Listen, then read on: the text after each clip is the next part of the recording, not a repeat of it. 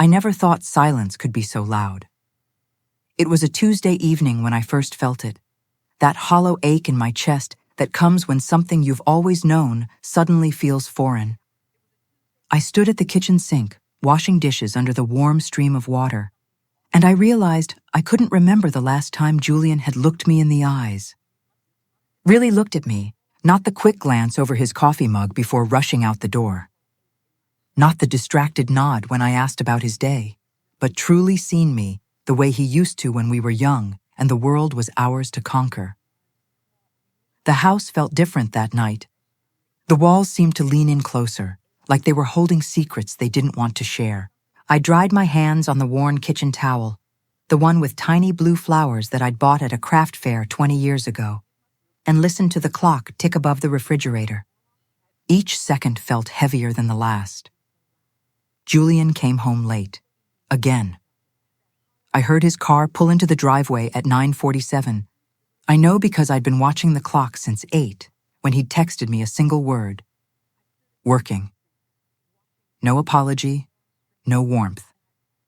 Just that cold, clipped syllable that felt like a door closing between us. He walked in through the side entrance, his footsteps hesitant on the hardwood floor. I didn't turn around. I kept my hands busy folding the dish towel, pressing the creases flat with more force than necessary. "Hey," he said, his voice tired but distant. "Hey," I replied, and the word tasted like ash in my mouth. That's when I smelled it. Perfume. Not mine. I'd worn the same jasmine scent for 30 years. This was something floral and young, with notes of vanilla that seemed to cling to his collar like a confession. My stomach tightened, but I said nothing. Not yet. Julian kissed my cheek, a quick, obligatory peck that felt more like a business transaction than affection, and headed upstairs. I stood there in the kitchen, my hands trembling slightly as I hung the towel on its hook. The perfume lingered in the air, mixing with the smell of the casserole I'd made for dinner. He hadn't even asked if I'd eaten. I wanted to follow him. I wanted to grab his shoulders and demand the truth. But fear has a way of making cowards of us all, doesn't it? So instead, I poured myself a glass of wine and sat at the kitchen table, staring at the wood grain patterns like they might reveal some hidden message. His phone buzzed on the counter. He'd left it there, something he never did. Julian was always glued to that device, typing away at emails and messages I was never allowed to see. But tonight, in his distraction, he'd forgotten it. The screen lit up with a notification. I shouldn't have looked. I know that. 40 years of marriage should come with trust, shouldn't it? But something in my gut, that primal instinct women have when we know we're being lied to, made me reach for it. The message preview stopped my heart. "You were incredible tonight. Dad, Dad." That single word echoed in my mind like thunder in an empty canyon. I read it again, my vision blurring at the edges. The sender's name was just a phone number I didn't recognize. My hands shook as I set the phone back down, exactly where he'd left it, screen facing up. Who sends a message like that? And why did my husband, my Julian, the man who'd promised to love me until death, receive it? I climbed the stairs slowly, each step feeling like I was walking toward the edge of a cliff. Julian was in the shower. I could hear the water running, hear him humming some tune I didn't recognize. How could he be so calm, so normal, while I felt like I was drowning in questions I didn't want answers to? I sat on the edge of our bed, the same bed we'd shared for 4 decades, where we'd whispered dreams and held each other through storms, and I waited. The room felt colder than usual. The photographs on the dresser seemed to mock me. There we were at Daniel's wedding, smiling like we had all the time in the world. There we were at the bakery's grand opening, covered in flour and laughing. All those moments felt like lies now. When Julian finally emerged from the bathroom, a towel wrapped around his waist, he froze when he saw me sitting there. "You okay?" he asked, and I almost laughed at the absurdity of the question. "Who's Dad?" I asked quietly. His face went pale. For a fraction of a second, I saw panic flash in his eyes, raw and unmistakable. Then it was gone, replaced by confusion that looked almost genuine. "What?" he said, reaching for his phone on the nightstand. But it wasn't there. "What are you talking about?" "Your phone, downstairs. You got a message." He moved past me quickly, too quickly, and I heard his footsteps thundering down the stairs. I didn't follow. I couldn't. My legs felt like they'd been filled with concrete. When he came back up, his face was carefully neutral. "It's nothing," he said. "Wrong number." "Wrong number," I repeated, and the words felt hollow. "Someone called you Dad by mistake?" "Juliet, I'm exhausted. Can we not do this tonight?" And there it was, the dismissal. The way he made me feel like I was the problem for asking questions, for noticing the cracks in our perfectly constructed life. "Fine," I whispered, because I was too tired to fight, too scared of what I might find if I kept digging. But as I lay in bed that night, listening to Julian's breathing beside me, steady and deep, like a man with no guilt weighing on his conscience, I made a decision. I wouldn't be a fool, not anymore. If there were secrets hiding in the shadows of our marriage, I would drag them into the light, no matter how much it hurt. But I didn't yet know that email was the crack that would split my entire life apart. The next morning, I woke before dawn, the way I always did. 40 years of running a bakery had trained my body to rise with the darkness. Julian was still asleep, his arm thrown across my side of the bed like he'd been reaching for me in his dreams. The irony wasn't lost on me. I dressed quietly and went downstairs to start the coffee. The kitchen looked the same as it always did. Warm oak cabinets, the ceramic rooster collection I'd started when we first moved in, the embroidered sign above the stove that read, "Home is where the heart is," but nothing felt the same. It was like someone had taken my life and tilted it just slightly off axis. And now everything familiar felt wrong. I thought about our beginning as the coffee brewed, filling the kitchen with its bittersweet aroma. Julian and I had met when I was 23, working the counter at my father's bakery. He'd come in every morning for a week straight, ordering the same thing, black coffee and a cherry Danish, until finally he'd asked me to dinner. I'd said yes because his smile made me feel like summer, warm and endless. We built our life together from flour and faith. When my father passed, Julian helped me take over the bakery. We worked side by side, his hands kneading dough while I decorated cakes, our dreams rising like yeast in the warmth of our love. We'd struggled through lean years, celebrated fat ones, survived the loss of my mother and the birth of our son Daniel. 40 years of shared history, woven together like the braids of challah bread I made every Friday. But somewhere along the way, we'd stopped being partners and started being strangers who shared a bed. I poured my coffee and sat at the table with my laptop. Julian's phone was still downstairs, charging on the counter. I stared at it for a long moment, guilt and curiosity warring in my chest. Then I picked it up. His passcode hadn't changed, our anniversary, backwards. The fact that he still used it felt like another small cruelty. I opened his messages and scrolled through, my heart pounding so hard I could hear it in my ears. Most were mundane. Work emails forwarded to text, messages from his golf buddies, a thread with Daniel about coming over for dinner next week. Nothing suspicious. Nothing that explained the perfume or the message from last night. Then I opened his email. There were dozens from an address I didn't recognize. The subject lines made my stomach turn. Missing you. Can't wait for next time. Last night was perfect. I clicked on the most recent one. Dated 3 days ago. Julian, I can't stop thinking about you. The way you touched me. The things you said. I know this is complicated, but I don't care anymore. I want to be with you. Really be with you. Not just stolen moments in hotels. I love you. Tell her, please, we deserve to be happy. The room spun. I gripped the edge of the table, trying to breathe through the wave of nausea that hit me. Tell her. Me.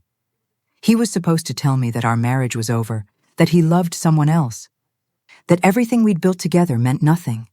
I scrolled down, looking for a name, a signature, anything that would tell me who this woman was. But the emails were signed only with a heart emoji. Cowards, both of them. I spent the next hour going through everything.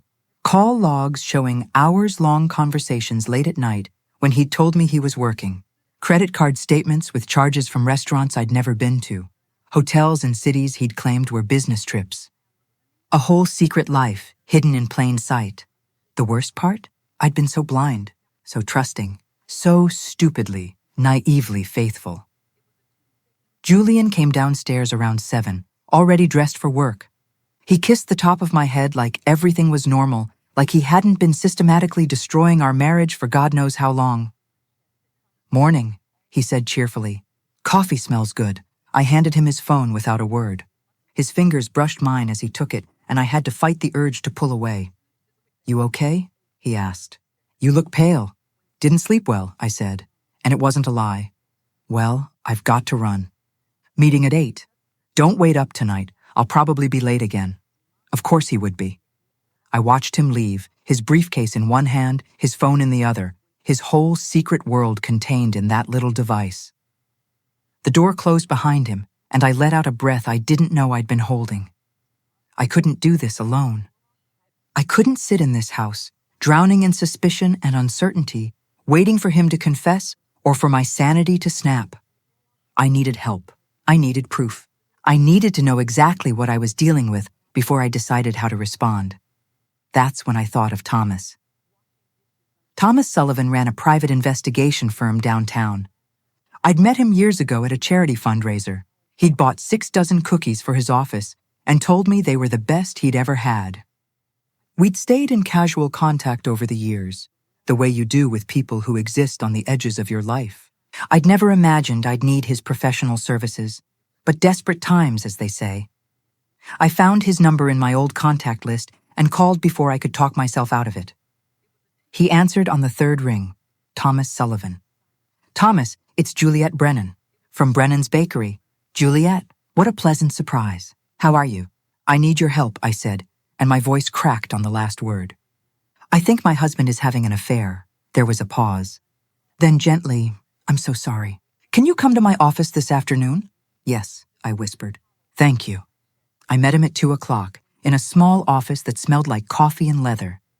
Thomas was in his 50s, with kind eyes and the patient demeanor of someone who'd seen every kind of human betrayal. He listened while I told him everything: the perfume, the message, the emails, the late nights. He took notes and didn't judge, and for the first time in days, I felt like I could breathe. "I'll need access to his accounts," Thomas said. "Email, phone records, credit cards. Can you get me that information?" I hesitated. This felt like crossing a line, invading Julian's privacy in a way that couldn't be undone. But then I remembered the heart emoji at the end of that email, and my resolve hardened. "Yes," I said. "I can get you whatever you need." "Good, give me a week. I'll find out who she is and what's really going on." I left his office feeling strangely calm. The not knowing had been eating me alive. At least now I was doing something, taking control, refusing to be a victim of my own willful blindness. That night, Julian came home at midnight. I pretended to be asleep when he slipped into bed beside me, but I lay awake for hours, staring at the ceiling and wondering who this man was. The stranger who smelled like lies and touched me like an obligation. The week that followed was the longest of my life. I went through the motions, running the bakery, smiling at customers, decorating cakes with steady hands, while my heart crumbled like day-old bread. Julian continued his routine of late nights and distracted affection, and I played the role of the oblivious wife, all while gathering documents and forwarding information to Thomas. I found a dinner receipt in Julian's jacket pocket, a place called Lucia's in Seattle. I'd never been to Seattle. I photographed it and sent it to Thomas. I checked our joint credit card statement and found a charge from a boutique hotel in Portland, another city Julian had never mentioned visiting. More evidence for the pile. By the end of the week, I'd compiled a damning collection of proof, but I still didn't know her name. I still didn't know if this was just an affair or something more. Some part of me hoped, stupidly, desperately hoped, that there was an explanation, that Julian would somehow prove me wrong.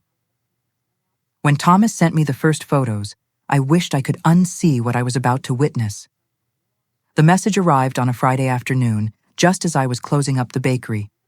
My phone buzzed, and I saw Thomas's name on the screen.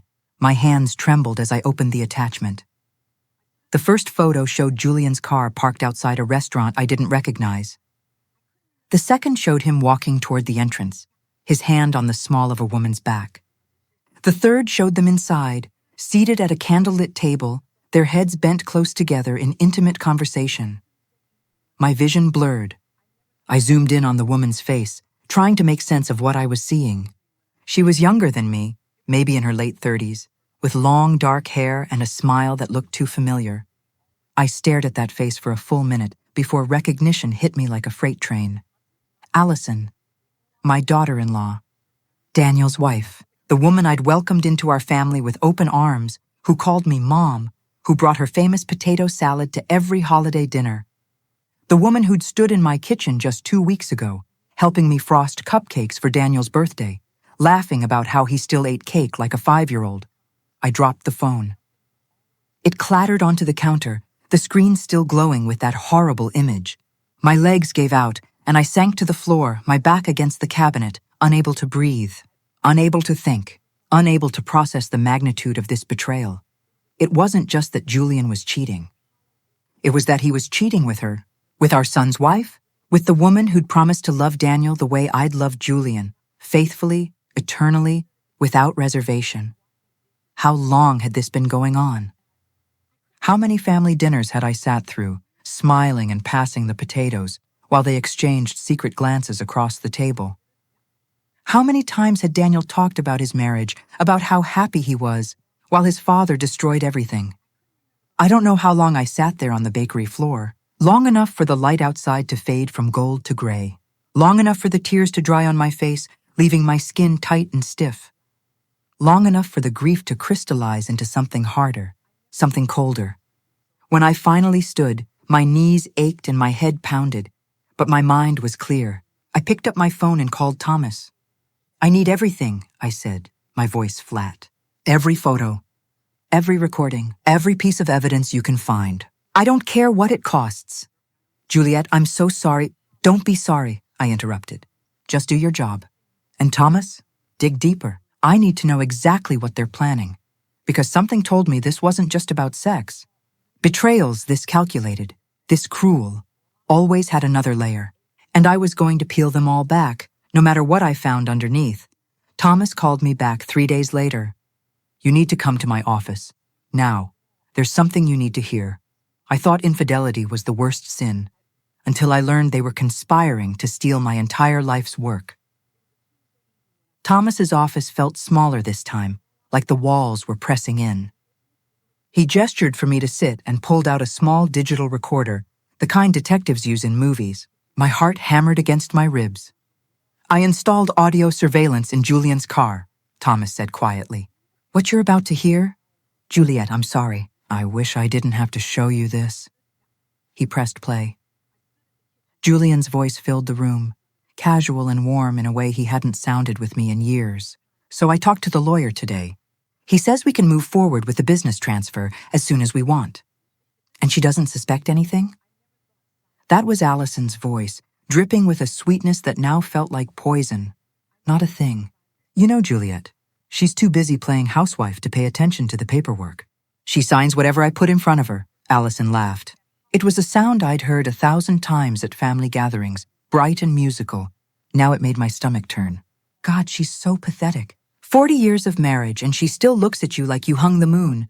It's almost sad. "Almost," Julian agreed. There was a rustling sound like papers being moved. "Once we get the bakery transferred into my name, we give it 6 months. Then I file for divorce. By then, she'll have no legal claim to anything. The house, the business, the savings, it'll all be mine, ours." "What about Daniel?" Allison's voice had taken on an edge. "He's going to lose his mind when he finds out." "Daniel's weak. Always has been. He'll whine and cry, but he won't do anything. Besides, by the time he figures it out, we'll be long gone. I'm thinking somewhere warm, maybe Costa Rica. I've always wanted to retire on a beach. With my money, we could buy our own beach." Allison giggled. God, I can't wait to see her face when she realizes. That old hag won't know what hit her. The recording went silent.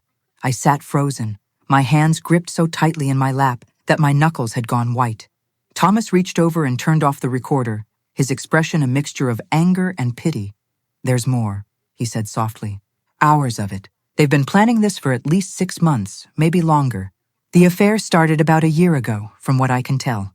They've been using your trust against you, getting you to sign documents you thought were routine business renewals. But Juliet," he paused, choosing his words carefully, Some of those documents weren't renewals. They were transfers. Julian's been systematically moving your business assets into his sole name. My voice came out as a whisper. How much? About 60% so far. If you don't stop this now, you'll lose everything. The bakery, your savings, even the house is at risk. The room tilted. 40 years. 40 years I'd spent building that bakery from nothing. I'd been the one to wake at 4 a.m. to prep the dough. I'd been the one to develop the recipes, to build relationships with customers, to turn my father's small corner shop into a thriving business. Julian had helped, yes, but it had been my vision, my sweat. My heart poured into every loaf of bread and every decorated cake, and he was stealing it. Not just having an affair, stealing my entire life's work while calling me pathetic behind my back. Play it again, I said. Thomas looked uncertain. Juliet, I don't think... Play it again, he did. And this time, I didn't just hear their words. I heard the contempt, the calculated cruelty. The way they laughed at my expense, treating me like I was nothing more than an obstacle to be removed. An old hag, pathetic, weak. When it ended the second time, something inside me shifted. The grief, the shock, the heartbreak, it all crystallized into something diamond-hard and unbreakable. Rage. Pure, focused, righteous rage. What are my options? I asked, my voice steady now. Thomas leaned forward. Legally, you can contest the transfers. Get a good lawyer, freeze your assets, file for divorce with evidence of fraud. You'd likely win. It would be messy, expensive, and public, but you'd win. And how long would that take? Months, maybe years if he fights it. I shook my head. That's not good enough. I want them destroyed, Thomas. Not just defeated, destroyed. I want them to feel every ounce of pain they've caused. Every humiliation, every betrayal. Thomas studied me for a long moment. Then slowly he nodded. I know someone. A specialist in creative problem solving. But Juliet, if you go down this road, there's no turning back. You have to be sure. I thought about Julian's hand on Allison's back. I thought about her laughter as she called me pathetic. I thought about my son, who had no idea his wife and father were betraying him in the worst possible way. I thought about 40 years of love and loyalty, ground into dust by two people who saw me as nothing more than a foolish old woman to be used and discarded. I'm sure, I said. Tell me what I need to do. They thought I would break. But I was already designing their downfall. The next 2 weeks passed in a strange, surreal haze. On the surface, my life looked the same. I ran the bakery. I smiled at customers.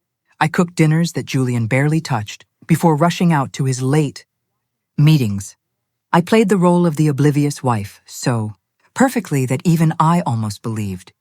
But beneath that carefully maintained facade, I was planning, plotting, preparing for the kind of revenge that would echo through their lives like a church bell. Loud, unavoidable, and impossible to ignore.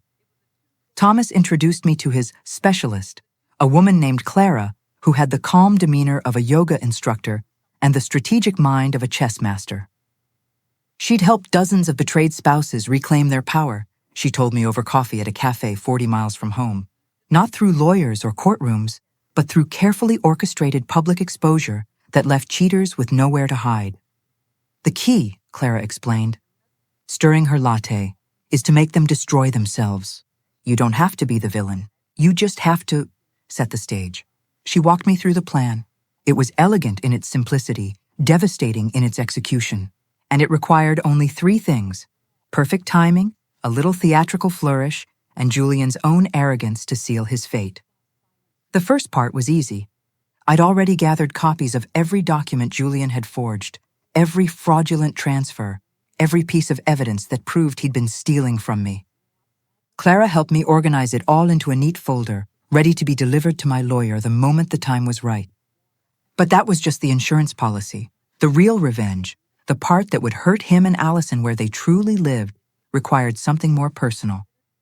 They think you're invisible, Clara said. That's their weakness. Use it.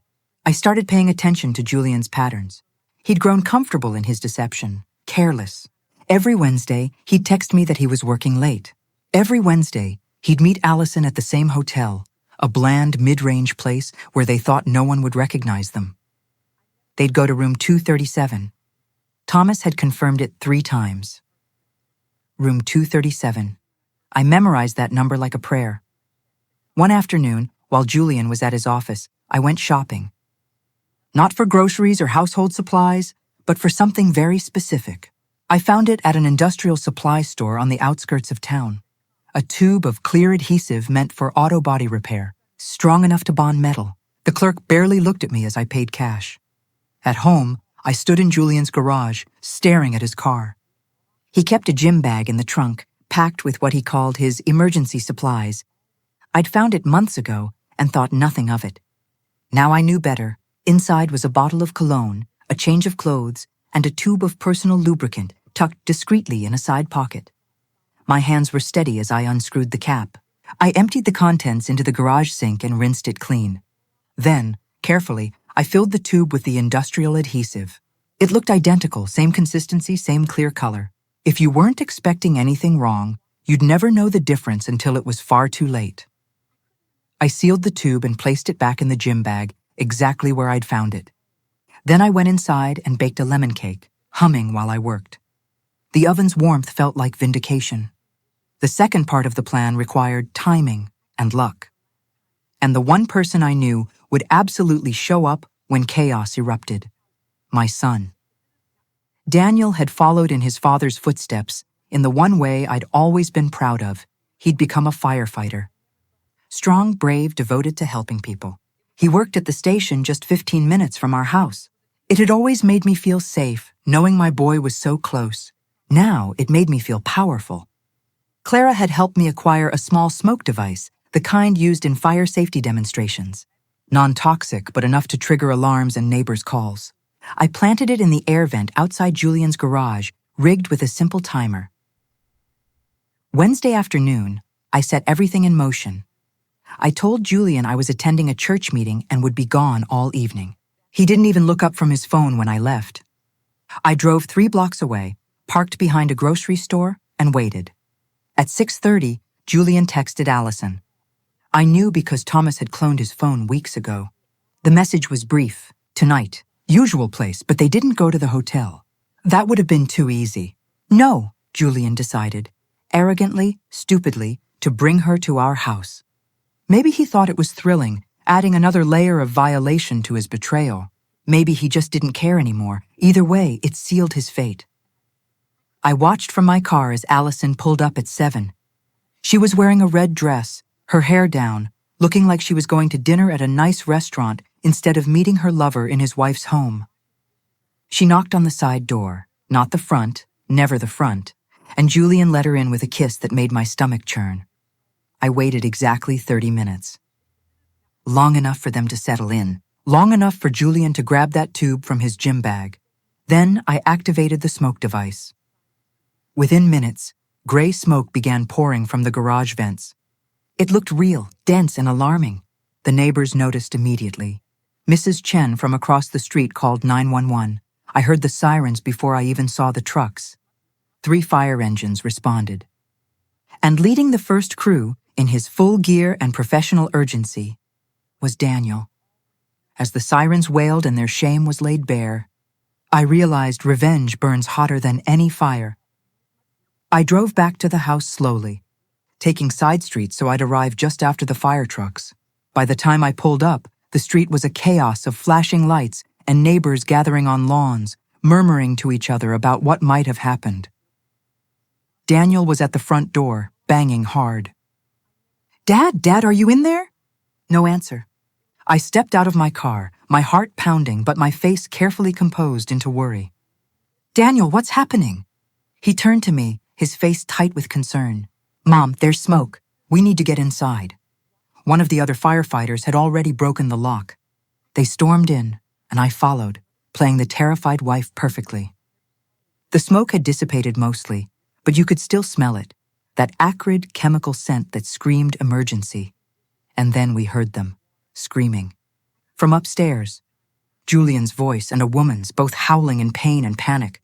Daniel's face went white. He took the stairs 3 at a time, and I followed, my pulse racing now with genuine adrenaline. Other firefighters crowded behind us. The bedroom door was closed. Daniel kicked it open.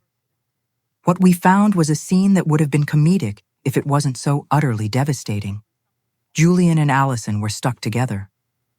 Literally, physically stuck, their bodies locked in the most compromising position imaginable.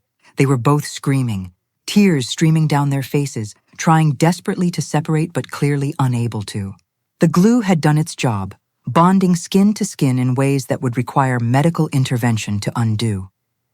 For a moment, nobody moved. Nobody spoke. The silence was broken only by their whimpers and the crackle of radio static from the firefighters' equipment. Then Daniel's voice, barely a whisper. "Allison?" She looked up at him, her face red and streaked with tears and mascara, and I watched my son's world collapse. His wife, his father, together, caught in a trap of their own making. "Daniel, please," she started, but he turned and walked out, his shoulders shaking. I wanted to follow him. To hold him, to tell him I was sorry, that I'd tried to protect him, that this wasn't his fault. But I couldn't, not yet. First, I had to finish this. "Mrs. Brennan," one of the firefighters said gently, trying to steer me away. "Maybe you should wait downstairs." "No," I said calmly. "I want to see." I stepped closer, and Julian's eyes met mine. In them, I saw everything: shock, pain, humiliation, and finally, understanding. He knew this wasn't an accident. "Juliet," he gasped. "Please, help us." I stared at him for a long moment.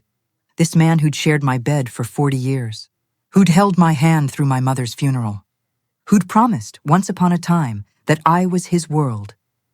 "The firefighters will help you," I said quietly. "I'm sure they're very good at separating things that are stuck together." Then I turned and walked away, leaving them to their fate. The firefighters had to call in a medical team. It took 2 hours and several specialists to carefully separate them, and by then, the entire neighborhood had gathered outside. News traveled fast in small towns. Everyone knew. Everyone had seen the ambulances, the whispers, the shame. I drove to Daniel's apartment. He didn't answer when I knocked, but I knew he was inside. I could hear him crying, deep, broken sobs that shattered what was left of my heart. "Daniel," I called through the door. "Baby, please let me in." The door opened. My son stood there, his face ravaged by grief, and I pulled him into my arms the way I had when he was small and the world had hurt him. "I'm so sorry," I whispered. "I'm so sorry." "You knew," he said, pulling back. "Didn't you?" "You knew before tonight," I nodded. "I found out 2 weeks ago. I wanted to tell you, but I needed proof. I needed to make sure you'd believe me. And I took a breath. I needed them to face consequences they couldn't run from." "What did you do?" he asked, and there was no accusation in his voice. Just exhausted curiosity. I told him everything.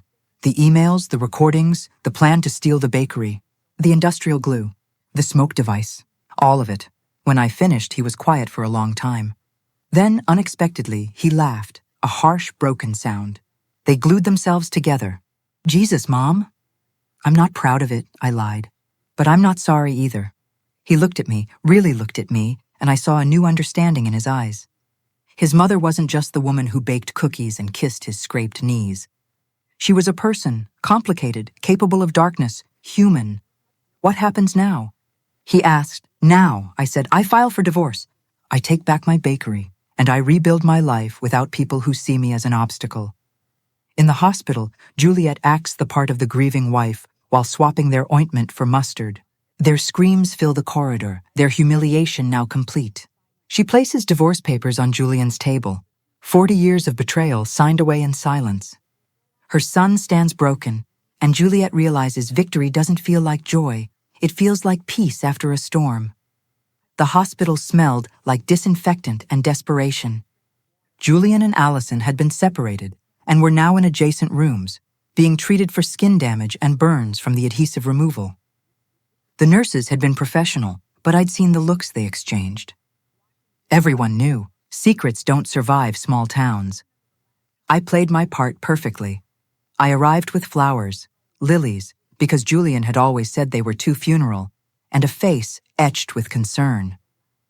The nurse at the desk gave me a sympathetic smile. "Room 312, Mrs. Brennan. He's been asking for you." I doubted that, but I nodded gratefully. Julian was lying in bed, his midsection heavily bandaged. His face was pale and drawn, and when he saw me, something like hope flickered in his eyes. "Juliet, thank God. I can explain." "Save it," I said softly, closing the door behind me. "The time for explanations has passed." I sat in the chair beside his bed, my purse in my lap, and looked at him. Really looked at him, this man who'd been my world, who'd become a stranger, who'd planned to destroy me without a second thought. "You must think I'm stupid," I said conversationally. 40 years and I never suspected, never questioned, just kept signing papers and baking bread and playing the good little wife, Juliet. But that's the thing about being underestimated, Julian. People get careless around you. They say things they shouldn't. They leave evidence lying around. They forget that the invisible ones are always watching. His face had gone from pale to gray. "What are you talking about?" From my purse I pulled out a small jar. It looked like the medical ointment the hospital had given him for his burns. I opened it and the smell of mustard, sharp and pungent, filled the air. "This isn't ointment," I said pleasantly. "It's spicy brown mustard, the kind you put on hot dogs. I thought you might enjoy it." "You wouldn't," I smiled. "Wouldn't I?" I stood and approached his bedside. Before he could call for help, I'd smeared the mustard across his bandaged area. Not enough to cause real harm, but enough to burn like hellfire against his raw skin. His scream echoed down the hallway. Nurses came running. I stepped back, the mustard jar hidden in my purse, my face a mask of horror. "I don't know what happened. He just started screaming." They ushered me out, too focused on Julian's writhing to question the strong smell of deli condiments in the air. In the hallway, I walked calmly to Allison's room. She looked worse than Julian, maybe because she was younger, her skin more sensitive. Or maybe because Karma knew she deserved it more. She was crying when I entered, her hands clutching the sheets. "Juliet," she whimpered. "I'm so sorry. You never meant to get caught," I corrected. "There's a difference." I pulled out a second jar. This one was even spicier, horseradish and mustard mixed. Her eyes widened. "Please, no." "I'm begging you. Did you beg when you were sleeping with my husband?" I asked. "Did you think about me at all? About Daniel? Or were we just, what did you call me? An old hag who wouldn't know what hit her?" I saw the recognition dawn. She'd said those words in Julian's car, thinking they were private, thinking I'd never know. "The recordings," she breathed. "Every single one." I opened the jar. "This might sting a bit." Her screams harmonized with Julian's, creating a symphony of consequence that echoed through the hospital corridors. This time I didn't wait for the nurses. I walked out calmly, disposed of the jars in a public trash can outside, and drove to my lawyer's office. By the time the hospital figured out what had happened, I had already filed for divorce, contested every fraudulent transfer, and initiated a lawsuit for fraud and emotional damages. The evidence, the recordings, the documents, Thomas's investigation was overwhelming. Julian's lawyer took one look and advised him to settle. The divorce took 3 months to finalize. In that time, Julian and Allison's affair became the scandal of the year. She'd filed for divorce from Daniel, too, who'd refused to speak to either of them. The bakery, the house, and every penny of our savings returned to my name. Julian got nothing but legal bills and a reputation that would follow him forever. I'd finally freed myself. But the cost was everything I once loved. The bakery felt different after everything.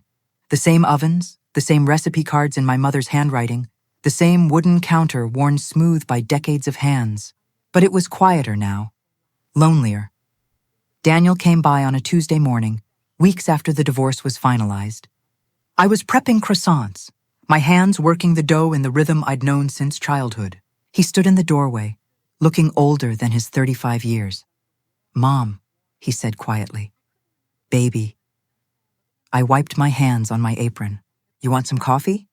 He nodded and sat at the small table near the window, the same table where he'd done homework after school, where Julian and I had shared morning coffee before the world knew what we'd become.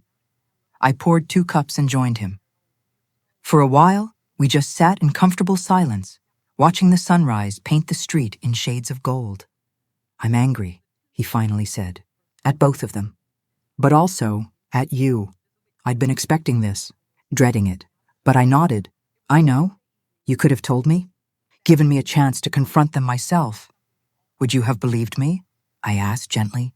Without proof? Without seeing it with your own eyes? He looked down at his coffee. Maybe not, but I should have had the choice. You're right, I said. I took that from you. I was so focused on making them pay, on protecting myself and the business, that I didn't think about what you needed. And for that, I'm sorry. His jaw tightened. Then slowly he looked up at me. The mustard thing was pretty brutal. I allowed myself a small smile. It was. And the glue. He shook his head. Mom, that's next level. I'm not proud of who I became in those moments, I said. But I'm not ashamed either. They tried to erase me, Daniel. To steal everything I'd built and leave me with nothing. I couldn't let that happen. He was quiet for a long time. Then he reached across the table and took my hand. I'm glad you didn't. We sat like that as the sun climbed higher, mother and son, both wounded by the people who were supposed to love us most. But we were here. We were surviving, and that had to count for something. So what now? He asked. For you, I mean.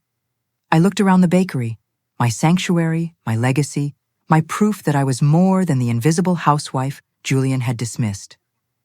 Now, I said, I bake, I rebuild, and I teach you the family recipes if you want to learn. His eyes widened. Me? Mom? I can barely make toast. Then you'll learn, I said firmly. This bakery has been in our family for 3 generations. It's not ending with me, and it's sure as hell not going to anyone named Julian. For the first time in months, Daniel laughed. Really laughed, the sound filling the empty corners of the shop with something that felt almost like hope. Okay, he said, teach me. Sometimes you must let everything burn. To bake something new from the ashes. 6 months later, the bakery was thriving in ways it hadn't in years.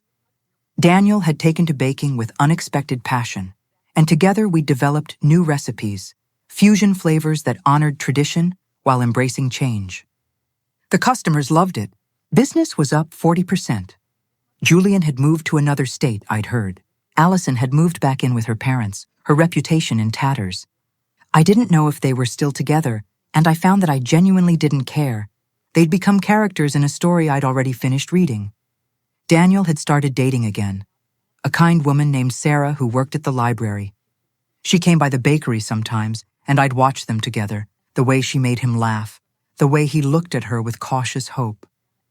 It made my heart ache and soar simultaneously. As for me, I was learning to enjoy the quiet, no more lies, no more betrayals, just the honest work of flour and sugar and heat, transforming ingredients into something beautiful. One evening, after we'd closed up shop, Daniel and I sat on the front steps, watching the street settle into twilight. I'd made flan, his favorite, and we ate it straight from the pan with 2 spoons. You know what's weird? He said between bites. I'm happier now than I was before. Even after everything. That's not weird, I said. That's healing, yeah. He smiled at me. Thanks, Mom, for fighting, for not just disappearing. I couldn't, I said. I had too much to live for, including you. We finished the flan as the stars began to appear, one by one, in the darkening sky. The oven inside still radiated warmth, and I could smell the bread I'd prepared for tomorrow's early customers. Everything smelled like beginning. Life hadn't turned out the way I'd planned. 40 years of marriage hadn't ended in peaceful retirement and grandchildren and golden anniversaries. Instead, it had ended in fire and mustard and industrial glue and public shame. But from those ashes, I'd rebuilt something real, something mine, something that couldn't be stolen or betrayed or taken for granted. I'd survived. And more than that, I'd won. Not because I destroyed them, though I had thoroughly and creatively, but because I'd refused to let them destroy me. Because I'd taken control of my story instead of letting them write the ending. Did you like my story? Which city are you listening from? I hope it reminds you that it's never too late to take back your power, that being underestimated can be your greatest weapon, and that sometimes the sweetest revenge isn't about making them suffer, it's about refusing to let them steal your joy. The oven is warm. The bread is rising, and I'm still here, stronger than ever.